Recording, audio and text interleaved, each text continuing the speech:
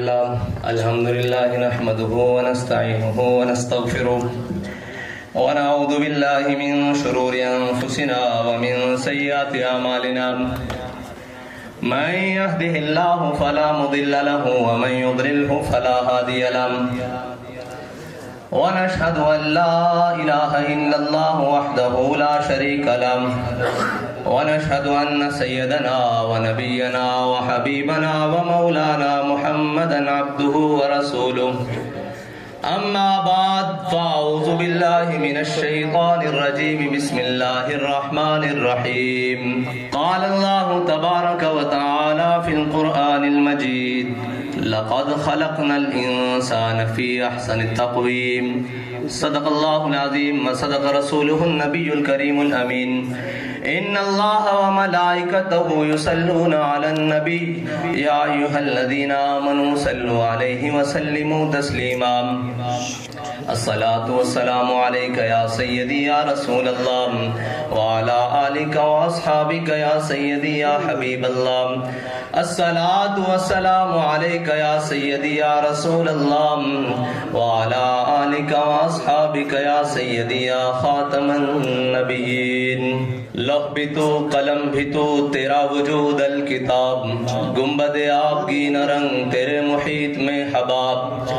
عالم آب و خاک میں تیرے ظہور سے فروغ ذرہ ریگ کو دیا تو نے طلوع آفتاب شوکت سنجر و سلیم تیرے جلال کی نمود فقر جنید و بایزید تیرا جمال بے نقاب تیری نگاہ ناز سے دونوں مراد پا گئے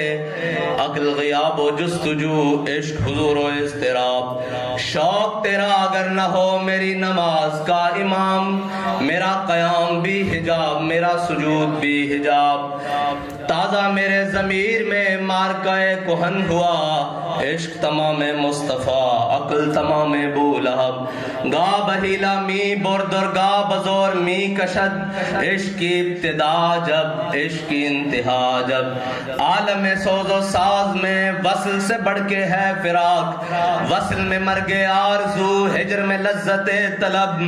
عین وصال میں مجھے حوصلہ نظر نہ تھا گرچہ بہانہ جو رہی میری نگاہ بے ادب اور عقل و دل و نگاہ کا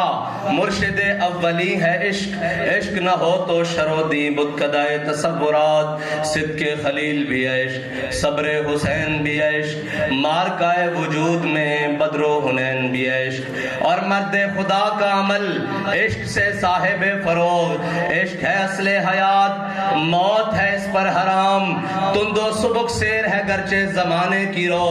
عشق خود ایک سیل ہے اور سیل کو لیتا ہے تھام عشق کی تقویم میں عصر رواں کے سوا اور بھی زمانے ہیں جن کا نہیں کوئی نام عشق دم جبریل عشق دل مصطفیٰ عشق خدا کا رسول عشق خدا کا کلام عشق امیر جنود عشق فقیہ حرم عشق ہے ابن السبیل اس کے ہزاروں مقام اور نغمہ تار حیات عشق کے مضراب سے نغمہ تار حیات عشق ہے اصل حیات عشق ہے اصل حیات عشق کے مضراب سے نغمہ تار حیات عشق ہے نور حیات عشق ہے نار حیات معزز سامعین محترم آج اقبال کو تصویر اور مصوری کے اندر لایا گیا اور مصوری کی گئی جسے کیلی گرافی کہتے ہیں اس شعبے سے تو میں اتنا وابستہ نہیں لیکن میں اقبال سے ضرور وابستہ ہوں اور اقبال کو میرے قائد نے نام دیا ہے قلندر لاہوری درویش لاہوری اور اقبال وہ نہیں جس کو ہم جانتے ہیں اقبال کسی اور چیز کا نام ہے نہ فقیہ شعر نہ شیخ نہ خرقہ پوش اقبال کہتا ہے نہ میں فقیہ شعر ہوں نہ میں کوئی پیر ہوں اور نہ میں نے کوئی بڑا سارا جبہ ڈالا ہوا ہے نہ فقیہ شعر نہ شیخ نہ خرقہ پوش اقبال فقیر راہ نشیں استو لیکن دل غنی دارد اقبال کہتا ہے کہ میں اس گلی کا فقیر ہوں جسے طیبہ کہتے ہیں اس گلی کا فقیر ہوں لیکن دل غنی دارد کہتا ہے لیکن اتنا بڑا دل رکھتا ہوں جس میں دونوں جہان بھی سما سکتے ہیں اتنا بڑا دل رکھتا ہوں تو اقبال اس چیز کا نام ہے اور اقبال کے موضوع کو، اقبال کو پابند کر دینا خود ہی کے اندر، اقبال اس سے بھی آگے کی بات کرتا ہے. اقبال نے لوح و قلم سے بھی اوپر آگے جا کے بات کی ہے، اور ہم نے اقبال کو خودی تک لا کر محدود کر دیا. اقبال علم، عشق اور اس سے اوپر جہاں مقام ہے نا، اس نے خود کہا کہ خودی کا سر نہاں لا الہ الا اللہ، اور خودی ہے تیغ فساں لا الہ الا اللہ. یہ اقبال نے خود کہا. لیکن پھر اقبال خود ہی آ کر کہنے لگا کہ فقر کے ہیں معجزات تاج و سریر و سبا، فقر ہے میروں کا میر، فقر ہے شاہوں کا شاہ. اقبال کہنے لگا کہ جس میری کی، جس سروری کی، جس شہنشاہی کی زمانہ باتیں کرتا ہے، وہ شہنشاہی اسی بات میں پن ہے کہ میرے آقا و مولا نے فرمایا الفقر و فخری، یعنی فقر میرا فخر ہے. اور فقر پہلی سیڑھی ہے عشق کی. اگر فقر نہیں ہے تو پھر عشق نہیں ہے، اور اگر عشق نہیں ہے تو پھر وہ کوئی بھی بندہ، اقبال نے خود کہا ہے کہ میرے کلام پہ حجت ہے نقطہ لولاک. اقبال کہتا ہے اگر مجھے سمجھنا ہے تو پہلے نقطہ لولاک پڑھ کے وہاں کیا لکھا ہوا ہے. میرے کلام پہ حجت ہے نقطہ لولاک، وہ مومن نہیں جو صاحب لولاک نہیں. اقبال کہتا ہے میں اسے مومن ہی نہیں مانتا جو لولاک کی مسند کے اوپر نہ بیٹھا ہو، جو یہاں سے کہے اور وہاں سے آواز نہ آئے. اقبال کہتا ہے تو الستو بربکم کہہ کے آیا نا کہ تو میرا رب ہے. کہتا ہے یہ ممکن کیسے ہے کہ تو پکارے اور رب جواب نہ دے.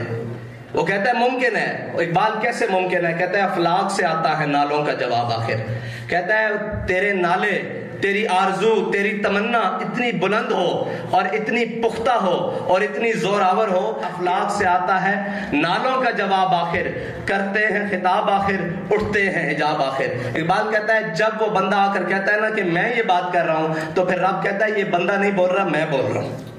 یہ بندہ نہیں چل رہا، میں چل رہا ہوں. یہ حدیث قدسی ہے، یہ اقبال نے اس کا ترجمہ کیا ہے اپنی زبان کے اندر. اور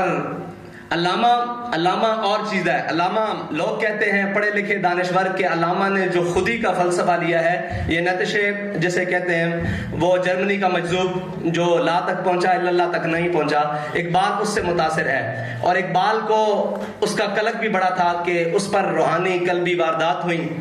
نتشے پر، اور اس نے بہت سارے تصفیے کیے اور بہت ساری فقر کی اور جناب سلوک کی منزلیں طے کی. لیکن اقبال کہتا ہے کہ کاش بودے در زمان احمد تا رسید بر سرود سرمد. اقبال کہتا ہے کہ کاش وہ حضرت مجدد الفسانی کے زمانے میں ہوتا نتشے، تو وہ لا تک تو پہنچا. اس نے لا کے لیے بہت سارا ہر چیز کا انکار کر دیا، اس پر قلبی اور روحانی واردات ہوئی. اس نے ہر چیز کا انکار کر دیا کہ لا کچھ نہیں، زمانہ کائنات اول آخر کچھ نہیں. اقبال کہتا ہے یہاں تک تو وہ پہنچا لیکن الا اللہ تک نہیں پہنچ سکا. یہ اس کے اندر وہ ایمان کی دولت سے برابر نہیں ہو سکا، منور نہیں ہو سکا. تو اقبال کو اس کا قلق رہا تھا کہ اتنا بڑا آدمی ایمان کی دولت لیے بغیر چلا گیا. تو اقبال کہتا ہے کاش بودے در زمانے احمد تا رسید بر سرود سرمد. اقبال کہتا ہے کہ کاش وہ حضرت مجدد الفسانی شیخ احمد سرندی کے دور میں ہوتا تو انہوں نے اس کو ہاتھ پکڑ کر الا اللہ تک پہنچا دینا تھا. اقبال ابھی اس مقام پر فائز نہیں ہوا تھا جو اقبال اس کو مقام کبریا اور مقام توحید سمجھا دیتا. لیکن اقبال کو یہ قلق رہا، وہ پڑھتا رہا، اس کو نتشے کو بھی پڑھا، اس نے سارا، اس نے یہ بار بار کہتا رہا. لیکن پھر اقبال سرہند گیا،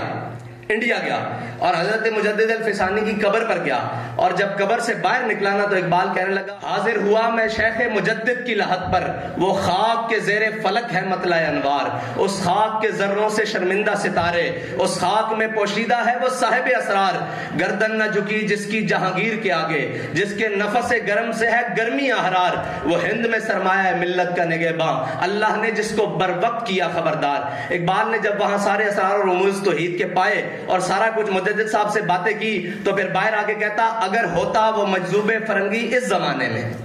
اقبال کہنے لگا کہ اگر ہوتا وہ مجذوب فرنگی اس زمانے میں تو اقبال اس کو سمجھاتا مقام کبریا کیا ہے. اقبال کہتا کہ کاش کہ اب وہ میرے سامنے ہوتا نتشے تو میں نے اس کا ہاتھ الا اللہ تک پکڑ کے پہنچا دینا تھا کہ الا اللہ